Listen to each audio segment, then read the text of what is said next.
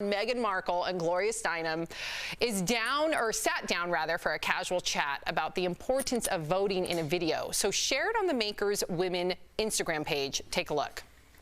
Meg, welcome home. I'm Thank you. so glad that you're home. Me too, for so many reasons. People forget how hard women like you and so many others before you fought for us to just be where we are right now. Well, it's just, I mean, if you don't vote, you don't exist.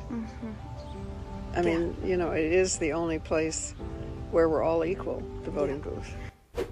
We also got a look at Meghan and Harry's two dogs, Guy and Pula, who also made an appearance. Okay, Tori, so how far do you think that women have come in order to get the right to vote? This brings almost tears to my eyes in a way, because in the 19th Amendment we know is about 100 years ago last week. Remember, that isn't for all people of color. That's for white women to vote. Let's be very clear about that. But to see Gloria Steinem, who, if you don't know, was a feminist in the 70s when feminist was uncool. Not only uncool, it was dangerous. It was like, I would never want to be called that. And she's sitting here in black, right, speaking to someone in white who is now the epitome and actualization of feminism and who wants to be called that, which is now a wonderful label to have from Meghan Markle. The dichotomy is interesting. I think this conversation is interesting.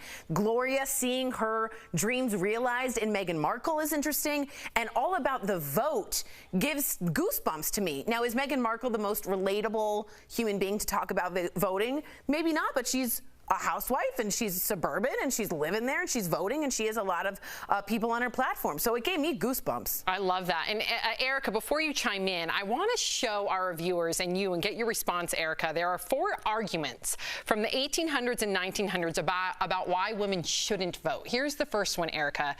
Women, these are historical arguments, by the way, okay? So these aren't just like new memes circulating around. Women don't actually want to vote. They just think it would be fun to try. Let's go through the others real quickly. Women could cancel out their husband's votes. Dear God, no. The next one. Voting won't help women cook and clean, so what's the point? Right. And finally, voting will lead women away from love and children and toward loneliness and anxiety. Erica, have at it, girl. Sam, I think this is called the importance of evolution. And for people who are really just cemented in their thoughts and their ideology, sometimes it's okay to be flexible in the way that we think, because you end up on one side of history or the other. And we want to be on the right side of history, right? So I think that when we see these examples, whether we're talking about them now or examples in history, and they're in black and white photos, like, we have to remember that everything we do today, our children, our grandchildren, our great-grandchildren are going to be talking about. And I think it's important that we realize that this has been the evolution over the past 100 years. It seems ridiculous, but a lot of things that we're doing right now are going to seem equally as ridiculous. Yeah. So that's a really great reminder. Well said. What really infuriates me is just knowing how many bright women and people of color, if we're going to go back that far, missed out on things that our society would have benefited from.